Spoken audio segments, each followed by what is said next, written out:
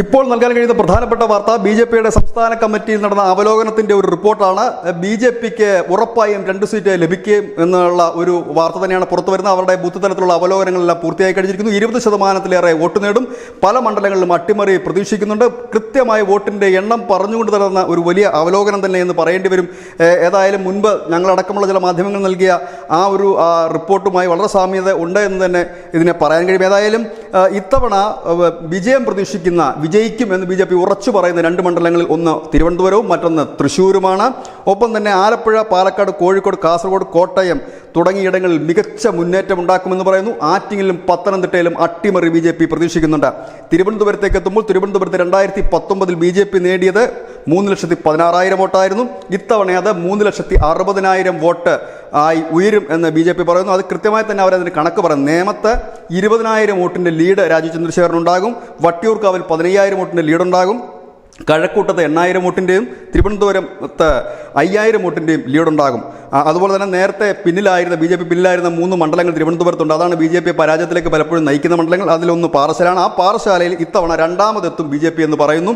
അതിൻ്റെ അർത്ഥം ഈ ലീഡ് കുറയില്ല എന്ന് തന്നെയാണ്. ഒപ്പം കോവളത്ത് നെയ്യാറ്റിൻകരയിൽ 3ാമതാണ് രാജീവ് ചന്ദ്രശേഖർ എത്തുന്നെങ്കിലും വോട്ട് വിഹിതം കുറയില്ല എന്ന് പറയുന്നു. നമുക്കറിയാം മുൻ തെരഞ്ഞെടുപ്പുകളിൽ ഇതിൽ ഈ കോവളത്തും പാറശാലയിലുമൊക്കെയുള്ള ചില ബൂത്തുകളിൽ ബി.ജെ.പിക്ക് 0 വോട്ട് കിട്ടിയിടത്തു നിന്നാണ് ബി.ജെ.പി ഇത്തരത്തിലേക്ക് കുതിച്ച് ഉയർന്നിരിക്കുന്നതും ഈ വോട്ട് ഷെയർ വളരെ വലുതായി ഉയർത്തിയിരിക്കുന്നു. ഞങ്ങളുടെ അനാലിസിസ് പറഞ്ഞിരുന്ന ഒരു കാര്യം തന്നെ ഉണ്ടായിരുന്നു. അതായത് പ്രധാനപ്പെട്ട ബി.ജെ.പിയുടെ ശക്തി കേന്ദ്രങ്ങളായ ഇടങ്ങളിൽ ബി.ജെ.പി വലിയ രീതിയിൽ ലീഡ് ഉയർത്തുകയാണ് എങ്കിൽ മറ്റിടങ്ങളിൽ ലീഡ് കുറഞ്ഞാലും അതിനെ ബാലൻസ് ചെയ്ത് കൊണ്ടുപോകാൻ കഴിയുമെന്ന്. ഏതായാലും ആ ഒരു കണക്കുകൂട്ടൽ തന്നെയാണ് ബി.ജെ.പി എത്തിയിരിക്കുന്നത് എന്ന് തോന്നുന്നു. ഏതായാലും ഇനി തൃശ്ശൂരിലേക്ക് വരുമ്പോൾ അവിടെ സുരേഷ് ഗോപി 4 ലക്ഷം വോട്ട് നേടുമെന്ന് തന്നെയാണ് ബി.ജെ.പി പറയുന്നത്.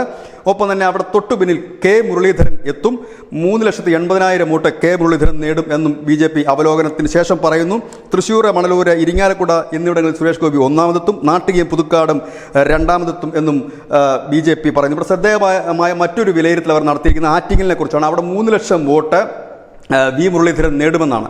ഞങ്ങളുടെ അനാലിസിസ് കൂടെ പറഞ്ഞിരുന്നത് 3.5 നേടിയാൽ ഇല്ലെങ്കിൽ 3.3 നേടാൻ കഴിഞ്ഞാൽ അവിടെ വിജയം സുനിശ്ചിതമാണെന്ന്. ഏതായാലും 3 ലക്ഷം വോട്ട് അവിടെ ആറ്റിങ്ങലിൽ വി മുരളീധരൻ നേടും എന്നുള്ളതാണ് ഇപ്പോൾ ഈ പുറത്ത് വന്നിരിക്കുന്ന അവലോകനത്തിലുള്ളത്. മറ്റൊന്ന് പത്തനംതിട്ടയാണ്. പത്തനംതിട്ടയും വലിയ മുന്നേറ്റം പത്തനംതിട്ടയിലെ സ്ഥാനാർത്ഥി നടത്തിയിരിക്കുന്നു. അതായത് കെ സുരേന്ദ്രൻ പിടിച്ച വോട്ടിനേക്കാൾ ഒരു മുന്നേറ്റം ഉണ്ടാക്കാൻ കഴിഞ്ഞിട്ടുണ്ട് എന്ന് പാർട്ടി വിലയിരുത്തുന്നു.